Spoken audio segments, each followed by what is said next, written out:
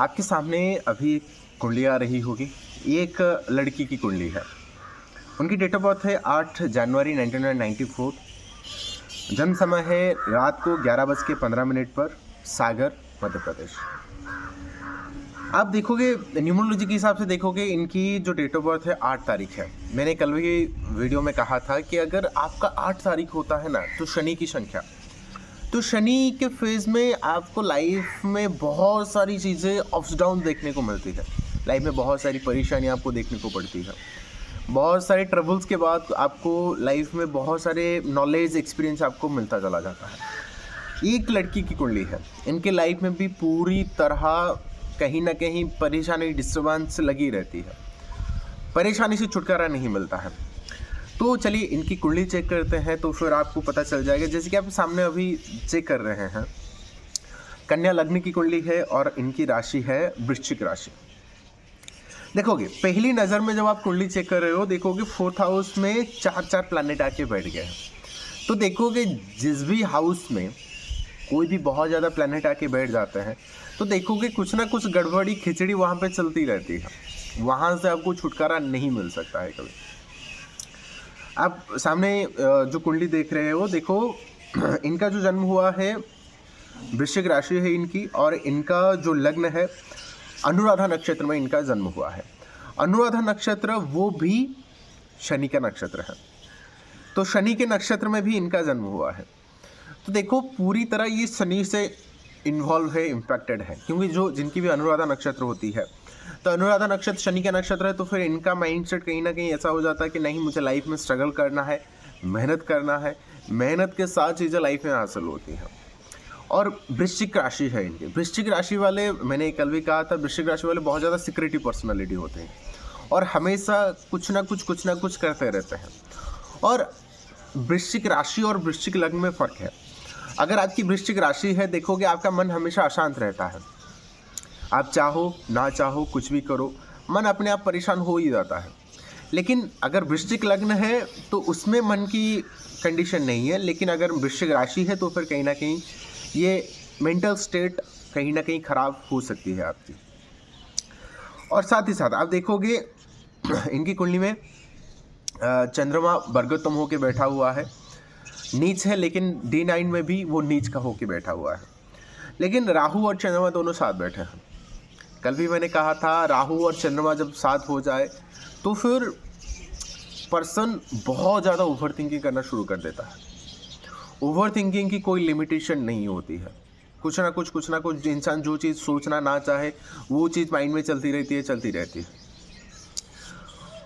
और साथ ही साथ देखोगे इनकी कुंडली में 4th हाउस में बैठा है सूर्य, बैठा है बुध, बैठा है शुक्र, बैठा है और मंगल बैठा है, और तीनों के तीनों प्लैनेट अस्त होके बैठे हुए हैं।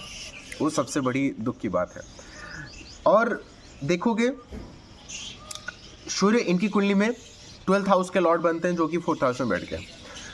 अगर आप देखोगे, अगर आपकी कुंडली में अगर 12th हाउस के जो अधिपति हैं, या फिर 6ठे, 8वें और 12वें भाव के अधिपति अगर जिस भी हाउस में बैठ जाते हैं, तो देखोगे वहाँ पे कुछ ना कुछ डिस्टर्बेंस, परेशानी शुरू होगी ज़रूर। 12th भाव होता है आपके हानि का भाव, आपके लॉसेस का भाव, तो ये आके 4th हाउस में बैठ गया। तो फिर इनके घर में देखोगे, जब उनसे बातचीत हो रही थी तो वो कह रहे थे कि सर हमेशा घर में लड़ाई झगड़ा, परेशानी, डिस्टर्बेंस चलती रहती है, और ये कहीं ना कहीं अपने छोटी बहन को लेके परेशानी बहुत ज़्यादा है। छोटी बहन को लेके घर में बहुत ज़्यादा डिस्टर्बेंस, परेशानी चलती रहती है। देखोगे इनकी कुंडली आप चेक करोगे, देखोगे चंद्रमा 3rd हाउस में बैठा है, ठीक है, और 3rd हाउस में बैठा है। 3rd हाउस में जब भी चंद्रमा किसी भी भाव में आके बैठ जाए, तो फिर वो जो भी भाव होता है, तो फिर कहीं ना कहीं आपकी थॉट प्रोसेस, आपका मन वहाँ पे टिक जाता है। तो ये भी अपनी छोटी बहन को लेके कहीं ना कहीं परेशान है। तो फिर अभी इनकी शादी नहीं हुई है, लेकिन अपनी छोटी बहन को लेके कहीं ना कहीं थोड़ा सा वो शादी करना चाहती हैं, या फिर थोड़ा सा डिस्टर्बेंस है उस चीज़ को लेके। तो उनको लेके बहुत ज़्यादा परेशानी है, और उनको लेके घर में आए दिन झगड़े होते रहते हैं। तो छोटी बहन को लेके क्यों हो रहा है, देखोगे इनकी कुंडली में देखोगे मंगल जो कि 3rd हाउस के अधिपति बनते हैं, वो आके 4th हाउस में बैठ गए। तो फिर कहीं ना कहीं 3rd हाउस, जो कि 3rd हाउस यानी कि जो कि छोटे भाई बहनों का कारक है, और 3rd हाउस इनकी कुंडली में थर्ड हाउस के लॉर्ड मंगल बनते हैं, वो आके फोर्थ हाउस में बैठ गए, तो फिर कहीं ना कहीं इनकी छोटी बहन रीज़न हो जाती है घर में लड़ाई झगड़ा डिस्टर्बेंस परेशानी की। साथ ही साथ सूर्य के साथ बैठ गया है। सूर्य खुद भी इनकी कुंडली में 12th हाउस के अधिपति बनते हैं, जो कि कारक नहीं है। मंगल भी इनकी कुंडली में कारक नहीं है, क्योंकि मंगल इनकी कुंडली में अष्टम भाव के भी अधिपति बनते हैं और थर्ड हाउस के भी अधिपति बनते हैं। तो आप देखो एक इंटरेस्टिंग चीज़ है, देखो इन कुंडली में 12th हाउस के अधिपति, अष्टम भाव के अधिपति और थर्ड हाउस के अधिपति, वो सारी चीज़ें आके फोर्थ हाउस में बैठ गया है। तो खुद सोचो कि कितनी ज़्यादा परेशानी इनकी कुंडली में है और इनके घर में कितनी ज़्यादा डिस्टर्बेंस चलती रहती है। आप ज़रा इससे एनालिसिस कर सकते हो। और साथ ही साथ इनकी कुंडली में हालांकि बुध जो कि लग्न के अधिपति बनते हैं वो आके फोर्थ हाउस में बैठ गया है, तो एक पॉजिटिव चीज़ें हैं। पॉजिटिव इन द सेंस क्या है, कहीं ना कहीं ये बहुत ज़्यादा एफर्ट देने वाले हैं, क्योंकि लग्न लॉर्ड के अधिपति जो कि बुध बनते हैं वो आके फोर्थ हाउस में बैठ गया। हालांकि फोर्थ हाउस में बुध इतने बहुत अच्छे भी नहीं कहूँगा, ठीक है, क्योंकि वहाँ पे बैठ के कहीं ना कहीं एफर्ट तो दे रहे हैं चीज़ों को सही करने के लिए, लेकिन बहुत ज़्यादा परेशानी भी वहाँ पे चल रही है। और साथ ही साथ वहाँ पे शुक्र आके बैठ गया है। शुक्र इनकी कुंडली में सेकंड हाउस के अधिपति बनते हैं और साथ ही साथ 9th हाउस के लॉर्ड बनते हैं, वहाँ पे भी शुक्र आके बैठ गया। लेकिन ये जो अच्छे प्लैनेट है वो भी कहीं ना कहीं अस्त होके बैठ गए, तो फिर उनका जो पॉजिटिव इम्पैक्ट जितना हो सकता था उतना वो नहीं दे पा रहे हैं। और अब चलते हैं इनकी कुंडली में। मैंने आपको कहा था और एक वीडियो में कहा था कि अगर कोई प्लैनेट अगर अस्त हो जाते हैं तो फिर उसकी जो पॉजिटिव इम्पैक्ट है, जो उसकी पॉजिटिविटी है, उसका पूरी तरह बेनिफिशियल रिजल्ट आपको नहीं मिल सकता है। देखोगे इनकी कुंडली में शुक्र भी अस्त हो गया है और बुध भी अस्त हो गया है। बुध इनकी कुंडली में लग्न भाव के अधिपति बनते हैं और दसम भाव के अधिपति बनते हैं, और दसम भाव की जो अधिपति हैं, दसम भाव के अधिपति जो कि बुध बनते हैं वो भी अस्त हो गया। तो कहीं ना कहीं इनकी फादर को जो हार्ट अटैक शायद आया था, तो फिर 2 बार कहीं ना कहीं ये उस परेशानी फेज में जा चुके हैं। और साथ ही साथ देखोगे इनकी कुंडली में अभी इनकी कुंडली में केतु की महादशा खत्म हो चुकी है। केतु में जब शनि चल रहा था 2020 से लेके 2021 में, उस टाइम पे फादर को लेके परेशानी भी चल रही थी, कोर्ट केसेस भी चल रहे थे। और साथ ही साथ अभी इनकी कुंडली में शुक्र की महादशा भी चल रही है।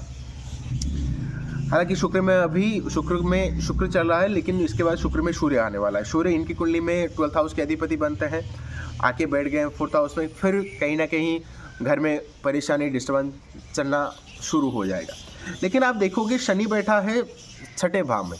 अक्सर ये कहा जाता है कि शनि 6ठे भाव में बहुत अच्छे होते हैं, लेकिन शनि 6ठे भाव में बैठ गया है, लेकिन शनि 6ठे भाव में बैठ के क्या करता है, आपके शत्रुओं को बढ़ाता है। हालांकि कोई शत्रु आपसे जीत नहीं पाएंगे, लेकिन ये सारी चीज़ों को वो बढ़ा देता है, एम्पलीफाई कर देता है। तो फिर कहीं ना कहीं उनके लाइफ में वो सारी चीज़ें वो फेस करके आए हैं। बहुत परेशानियाँ, कोर्ट केसेस, डिस्टर्बेंस, ये सारी चीज़ें वो फेस करके आ चुके हैं। पुलिस स्टेशन भी जाना पड़ा, और फादर की हेल्थ की वजह से उनको अस्पताल भी जाने पड़े। तो ये सारी चीज़ें जब केतु में शनि चल रहा था, ये सारी फेज वो देख के आए हैं। और साथ ही साथ केतु भी इनके 9th हाउस में बैठ गया है, तो फिर कहीं ना कहीं ठीक है, 9th हाउस में केतु चल जाएगा, कोई इश्यूज़ नहीं है। और गुरु इनकी कुंडली में जो कि 7th लॉर्ड बनते हैं और 4th लॉर्ड बनते हैं, वो आके 7th हाउस में बैठ गया है। तो फिर कहीं ना कहीं मैरिज को लेके भी थोड़ी बहुत डिस्टर्बेंस क्रिएट वो कर सकता है। तो कुंडली ठीक है, बहुत बेहतरीन नहीं कहूँगा, लेकिन हाँ एक चीज़ अच्छी है इनकी कुंडली में, क्योंकि 2022 के बाद अभी शुक्र की महादशा चल रही है। तो शुक्र की महादशा इनके लिए, शुक्र की महादशा कहीं ना कहीं फेवरेबल है, अच्छी है। तो फिर चीज़ें कहीं ना कहीं थोड़ा सा मैनेजेबल हो सकती है आज कंपैरिजन टू जो पिछला जो फेज चल रहा था, उस हिसाब से चीज़ें अच्छी है। लेकिन कहीं ना कहीं देखोगे अगर कहीं ना कहीं आप देखोगे अगर बहुत सारे प्लैनेट किसी भी हाउस में आ जाते हैं, तो फिर देखोगे उस हाउस में बहुत ज़्यादा कुछ ना कुछ चलता रहता होगा। आए दिन डिस्टर्बेंस वहाँ पे चलेंगे, ज़रूर डेफिनेटली चलेंगे। तो उम्मीद है आपको ये चीज़ पसंद आया होगा। तो अगर आप मुझसे कंसल्ट करना चाहते हैं, ऊपर नंबर दिया गया है, आप मुझसे कंसल्ट कर सकते हैं। अगर इसमें आप और कुछ ऐड करना चाहते हैं तो कमेंट ज़रूर करिए, और चैनल को लाइक शेयर कमेंट सब्सक्राइब ज़रूर करिए। और आप सबसे मुलाकात होगी नेक्स्ट वीडियो में।